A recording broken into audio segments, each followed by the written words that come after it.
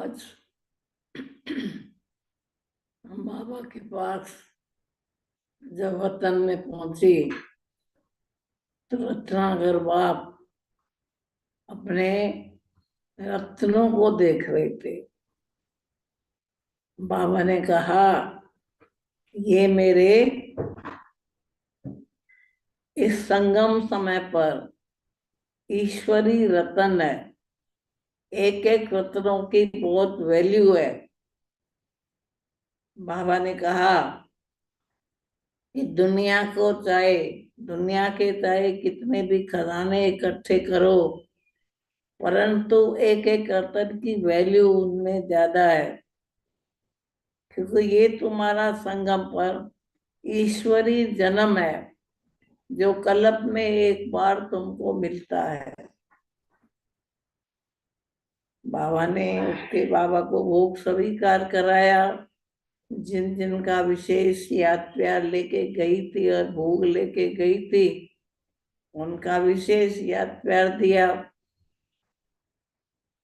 बाबा ने कहा, ये नौ रत्न का भक्ति में भी गायन है। कहा, ये जो रत्न है ये तुम बच्चे इस समय ज्ञान के रत्न बनते हो, और तुम बच्चे सारे खजानों से तुम बच्चों के पास खजाने ज्यादा है, इसलिए तुम ये ईश्वरी रत्न गाए जाते हैं, जिसकी यादगार में भक्ति में नौ रत्न का गायन है। कहते हैं वो नौ रत्न है जिनके पहनने से विघ्न विनाश होते हैं। तो विघ्न विनाशक कारी है ये रत्न है। जब भी कोई समस्या आती है, कोई विघ्न आता है, तो भिन्न भिन्न प्रकार के रंग के ये रत्न होते हैं, और उसी रंग वाले रत्न को वो गले में पहन लेते हैं, अंगूठी में डाल के पहन लेते हैं, तो उनका विघ्न विनाश हो जाता है। तो बाबा ने कहा कि यादगार उनकी है। तो बाबा ने कहा कि लोग तो इसको साधारण समझते हैं, परंतु ये साधारण नहीं है। तो कहा, इन रत्नों को संभाल के भी रखते हैं। दूसरी बात बाबा ने सुनाया, इन रत्नों में सबसे बड़ी विशेषता है वो पवित्रता की। जिस पवित्रता से दुनिया भागती है, तुम बच्चे तो पवित्र रहते हो।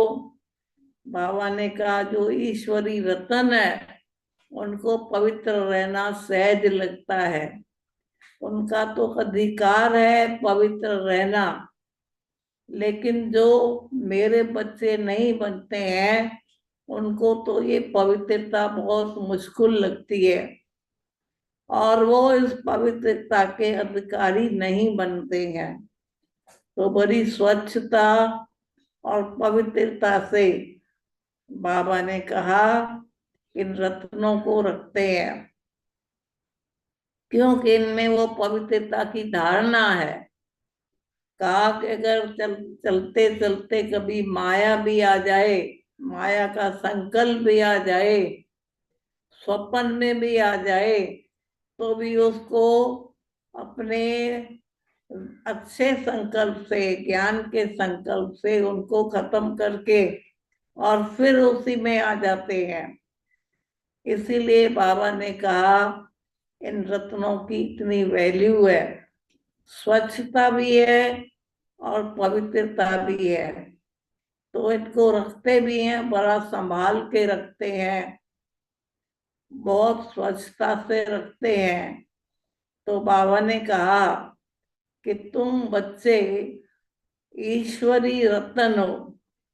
ईश्वर ने तुमको जन्म दिया, ईश्वर तुम्हारी पालना करता है, ईश्वरी तुम्हारा माता पिता बनके तुम्हारी संभाल करता है।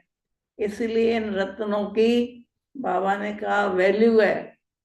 इस समय तुम उस माता पिता, जो पिता परमात्मा है, जो तुम्हारा माता पिता है, वो तुम्हारी पालना हो रही है, देखभाल भी हो रही है, संभाल भी हो रही है। इसीलिए इन रत्नों की वैल्यू बहुत है। तुम वो रत्न हो। इसीलिए बाबा ने कहा कि ऐसे रत्न जो है दुनिया में गाए जाते हैं और उनको बहुत पवित्रता से रखते हैं। फिर बाबा ने कहा कि जो आत्माएं शरीर छोड़ के चली गई है, उनका भी याद प्यार दिया। तो बाबा ने कहा कि संसार से जो भी जाता है वो क्या छोड़ के जाता है? कुछ भी साथ नहीं ले जाता, न धन न दौलत न संबंध। लेकिन अपनी जो उसने कमाई की है, उसने जो श्रेष्ठ कर्म किए हैं, उसकी यादगार छोड़ के जाता है। तो कहते हैं जाना तो सबको है, लेकिन आए थे खाली हाथ और जाना है भरतू हाथ।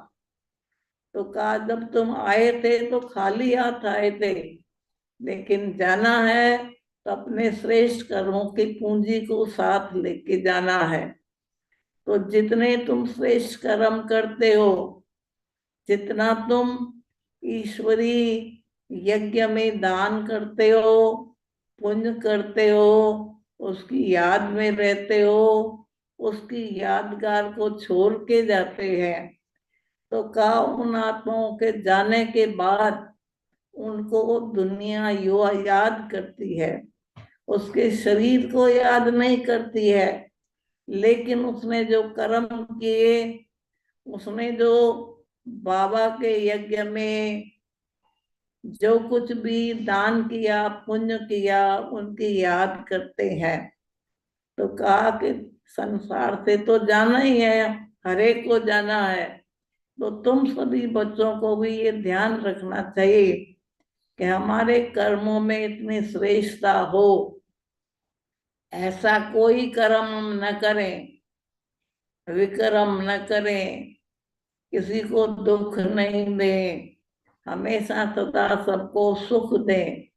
सुखदाता के बच्चे हो तो सुख दो, दुख न दो, न दुख दो। तो कहा ऐसे जो कर्म करने वाली आत्माएं हैं, वो अपनी यादगारें छोड़ के जाती है। तो यादगार में कोई स्थूल चीज नहीं, परंतु सूक्ष्म जो तुम्हारे श्रेष्ठ कर्म है, उनकी पूंजी जो है वो अपने साथ ले भी जाती है और उसकी यादगार भी छोड़ के जाती है। तो उनका भी बाबा को याद प्यार दिया। बाबा ने फिर सारी क्लास दिखाई और सारी क्लास में सब जो भी बैठे थे, बाबा के याद में लवलीन होके बैठे थे। कोई लवलीन बैठे थे, कोई कोई बच्चे कभी लव में है तो कभी लव से अलग हो जाते हैं, लव में थोड़ी कमी पड़ जाती है। तो कहा जो लवलीन अवस्था में रहते हैं मेरी याद में, उनको बाप से भी उतना ही प्यार मिलता है। तो जब भी बैठो, बस मेरा तो एक शिव बाबा, दूसरा न कोई। इसी प्यार में, इसी याद में बैठने वाली आत्माओं को मेरे से वो प्यार भी मिलता है, शक्ति भी मिलती है, मदद भी मिलती है। उसके बाद बाबा ने सभी बच्चों को याद प्यार दिया और छुट्टी दी।